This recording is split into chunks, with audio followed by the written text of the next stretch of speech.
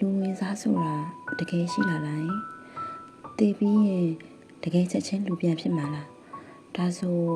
နောက်ဘဝတွေအထိကိုချစ်တဲ့သူနဲ့အမြဲပြန်တွေ့နေလို့ရတာလားဂျူနို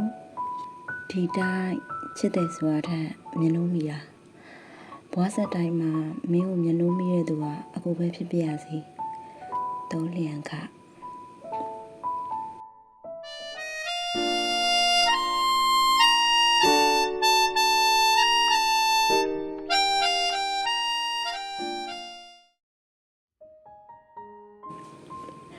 ဟယ်လို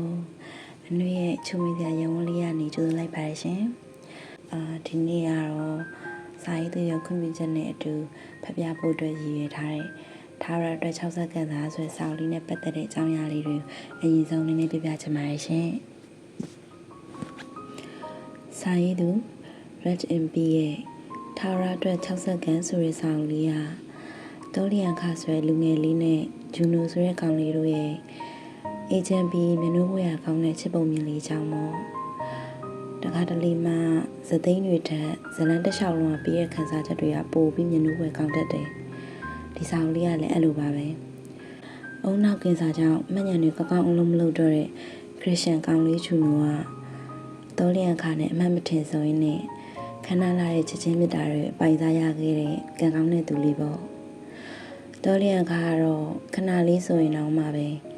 ချစ်ချင်းမြတ်တာတွေပုံပေးပြီးတော့ချစ်တဲ့သူရဲ့လက်ကိုမြင်းမြင်းဆွဲပြီးဘဝကိုဖျက်ဆီးခြင်းတဲ့အမျိုးသားတစ်ယောက်ပေါ့တကယ်တော့ဒီစာအုပ်လေးကကိုဒုတိယအချိန်ထပ်ပြီးဖွင့်ဖတ်ရတဲ့စာအုပ်လေးပါပဲဒါပေမဲ့အစားကောင်းစားတဲ့အခါသူတစ်ပါးကိုဝေမျှပေးခြင်းဒီလိုမျိုးမျက်နှာပဲကောင်းတဲ့ချစ်ချင်းမြတ်တာအကြောင်းအရာလေးတွေကိုလည်းတခြားသူတွေကိုပါခန်းစားဖို့အတွက်ဖတ်ပြပေးခြင်းတဲ့ဆန္ဒလေးဖြစ်လာတာကြောင့်မလို့